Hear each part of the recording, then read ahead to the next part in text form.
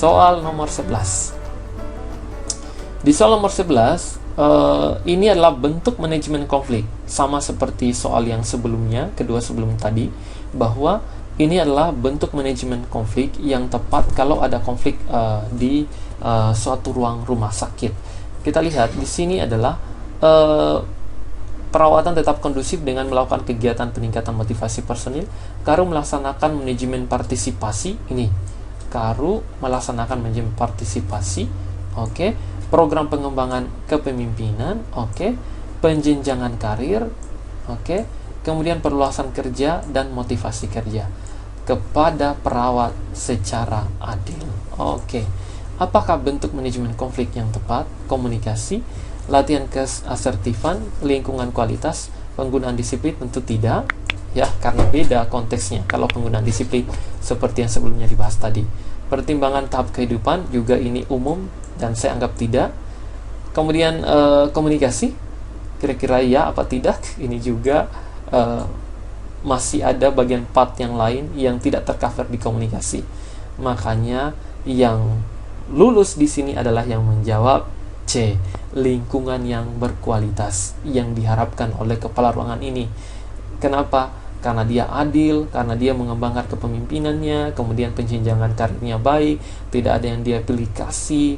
Jadi perawat D3 sesuai dengan tupoksinya, perawat nurse sesuai dengan tupoksinya.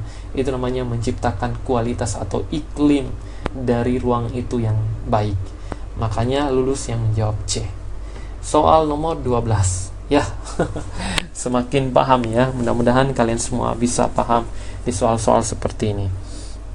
Nah, ini berkaitan dengan jam perawatan derajat ketergantungan. Oke. Ingat derajat ketergantungan ada 3 hal. Minimal, oke. Ingat baik-baik, minimal, kemudian parsial dan total. Total, minimal care, parsial atau partial care dan total care. Ingat itu baik-baik. Nah, sekarang berapa jam perawatan yang diperlukan pada derajat ketergantungan di kasus? Coba kita lihat dulu ya keadaan. Kira-kira soal seperti ini tipsnya adalah kalian harus memahami apa tingkat ketergantungan yang ada pada kasus. Itu yang paling tepat. Karena kalau kalian salah menebak tingkat ketergantungannya, maka kalian tidak bakalan tahu jam perawatannya. Yang diperlukan itu biasanya normalnya berapa jam. Coba kita baca. Pasien tersebut dalam memenuhi kebutuhan personal hygiene seperti mandi, ganti pakaian, termasuk minum.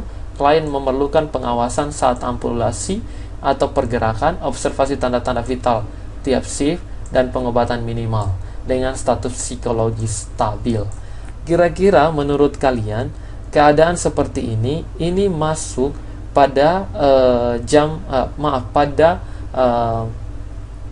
tingkat ketergantungan apa? Apakah minimal care, partial care, atau total care? Dia bisa secara personal mandi dia bisa, makan bisa, minum bisa. Kira-kira apa itu? Itu adalah minimal care. Ini adalah minimal care ya. Jadi kalau kalian sudah tahu minimal care, kira-kira jam perawatan yang diperlukan itu pada derajat ketergantungannya berapa jam? Kira-kira berapa jam? Jamnya adalah 1 sampai 2 jam per hari. Kenapa bisa demikian? Karena dia minimal care. Artinya walaupun mungkin ditinggalkan berapa jam, dia tetap bisa melakukan aktivitas seperti yang dibahasakan dalam kasus. Personal hygiene dia mampu tangani, kemudian makan dan minum dia mampu, TTV dia dipantau, dan status fisiologisnya stabil.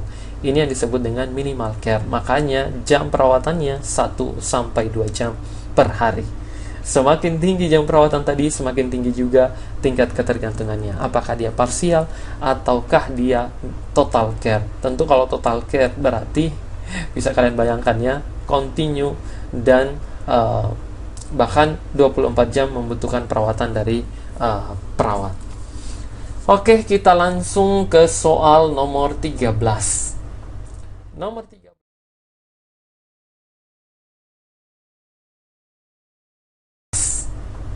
Nomor 13 ini adalah fungsi manajemen. Ingat baik-baik. Di fungsi manajemen yang perlu kalian ingat adalah apa yang perlu kalian ingat? Ada fungsi manajemen. POAC masih diingat. POAC ya. POAC. Oke. Apa itu POAC? Planning, Organizing, Actuating, Controlling, dan Evaluation. Tapi biasanya 4 ini yang biasa paling lazim dan umum. POAC ya. Tapi kami pelajari di S3 itu, kebetulan saya lagi lanjut S3 sekarang, mohon doanya.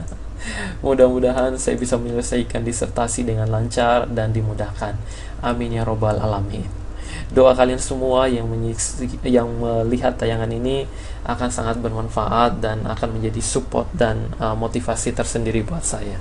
Ya, oke, di sini planning, organizing, actuating, dan controlling. Kita cari dulu fungsi manajemen. Itu akan ada di ujian kompetensi, akan ada juga di SKB. Kalau diproporsikan itu biasanya 1 soal ya.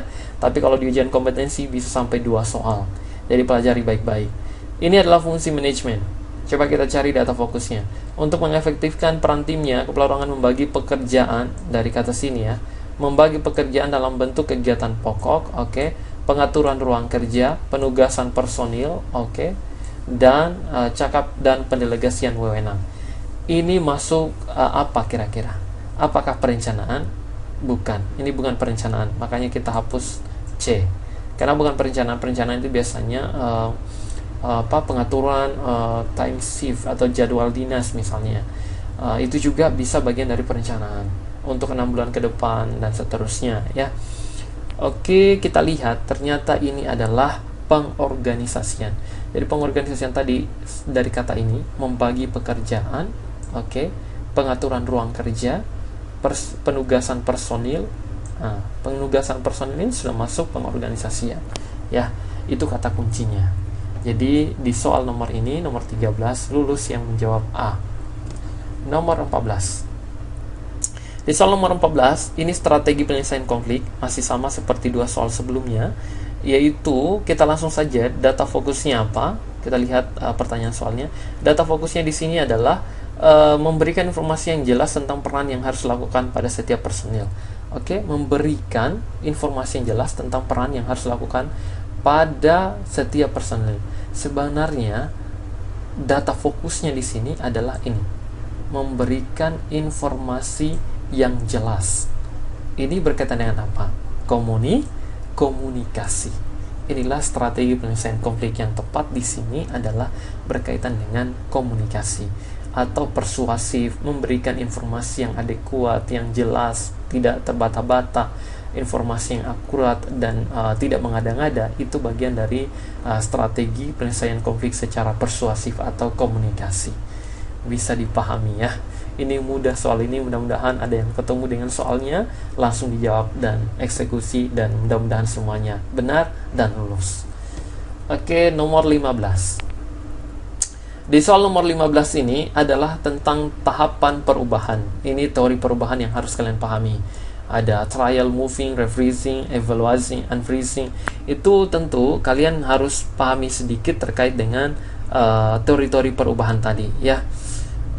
Nah, di soal ini yang bisa kalian pahami adalah kegiatan di mana perawat ini, kalian bisa lihat di sini, perawat meningkatkan mutu pelayanan, perawat memotivasi, menerapkan model tim, dan perlu menyiapkan diri untuk berubah.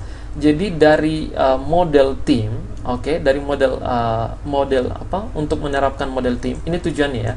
Sasarannya di sini adalah tim.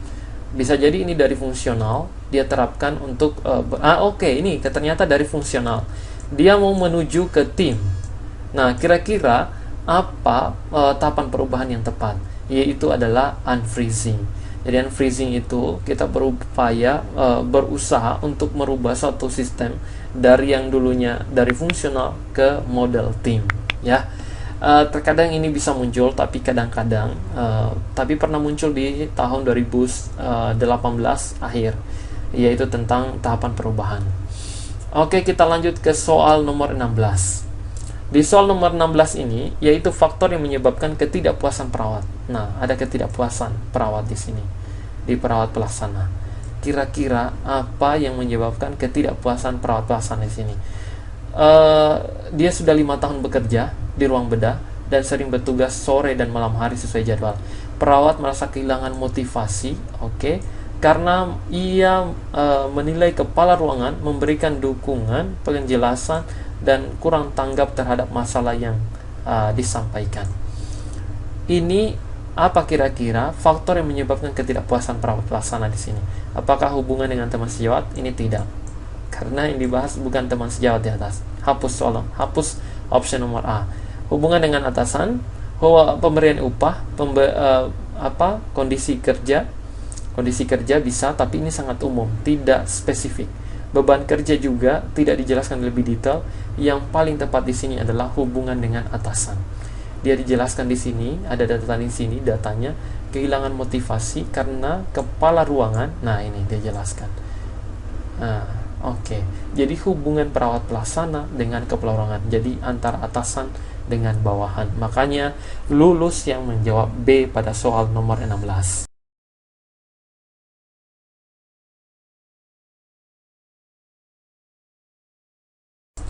Soal nomor 17, kita langsung lihat. Di soal nomor 17 ini, gaya kepemimpinan. Dan sekali lagi, gaya kepemimpinan, pahami baik-baik. Kepala ruangan tidak mempertimbangkan pendapat anggotanya dalam mengembangkan dan pengambilan keputusan. Motivasi dilakukan dengan pemberi reward dan punishment. Ini sudah ada katanya, data fokusnya, reward dan punishment. Dan tidak mempertimbangkan pendapat anggotanya. Intinya, arah keputusan itu hanya pada satu titik, yaitu dia sebagai kepala ruangan.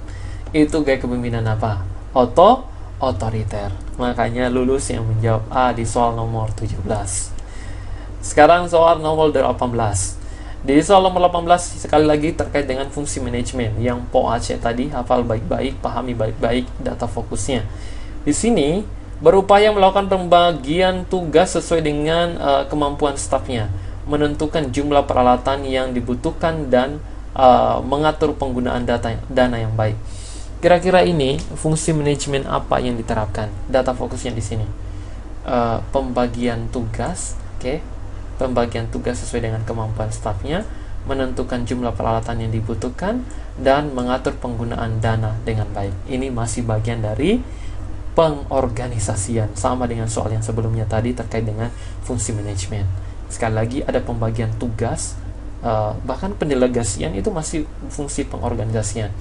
Kemudian pengaturan penggunaan dana yang finance di ruangan itu juga pengorganisasian keuangan namanya. Oke, soal nomor 19. Di soal nomor 19 adalah model asuhan keperawatan atau MAKP ya. Model asuhan keperawatan yang tepat atau yang cocok yang diterapkan. Kira-kira di sini apa? Berdasarkan struktur ketenagaan diketahui memiliki 5 perawat dengan jenjang pendidikan nurse yang berpengalaman kerja 3-5 tahun, 5 diploma keperawatan, dalam ini dengan pengalaman kerja 3-4 tahun.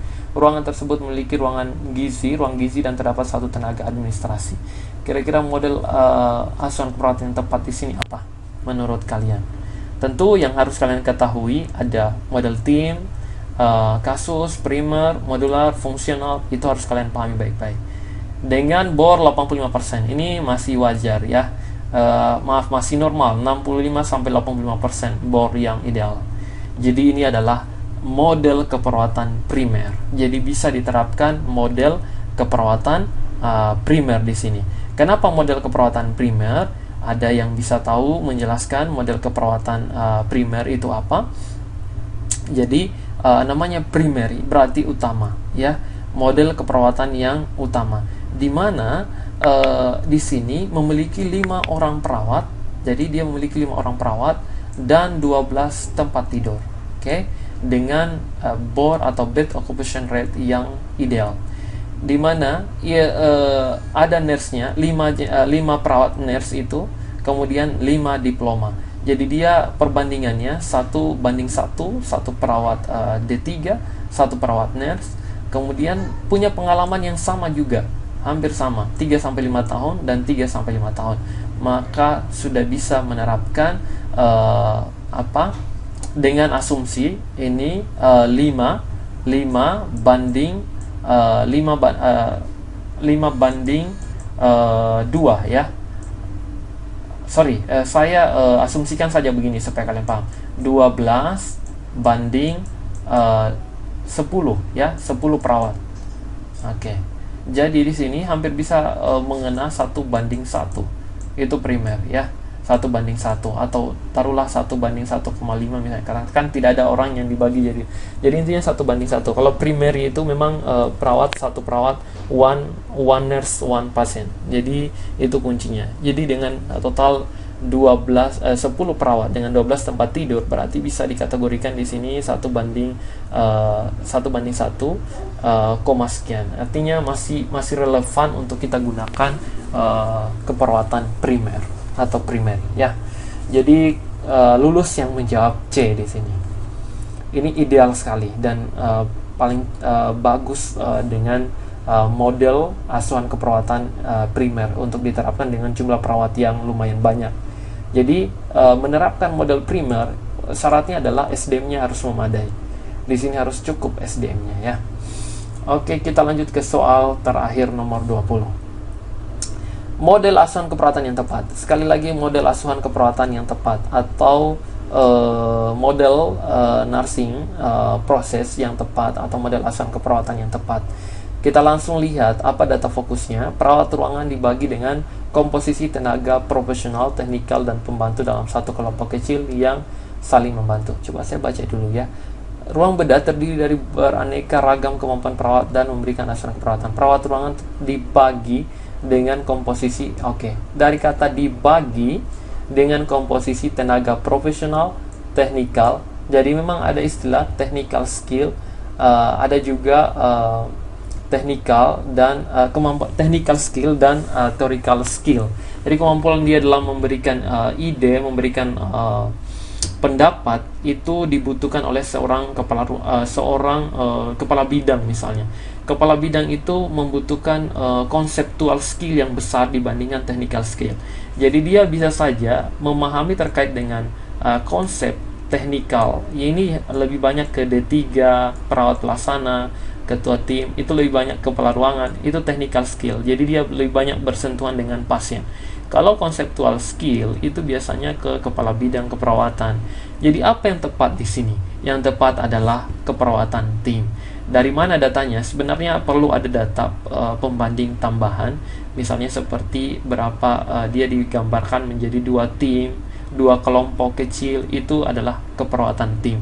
Tapi di sini kita bisa lihat, ditangkap di sini bahwa dibagi ke komposisi profesional dan teknikal, kemudian pembantu dalam satu kelompok kecil yang saling membutuhkan.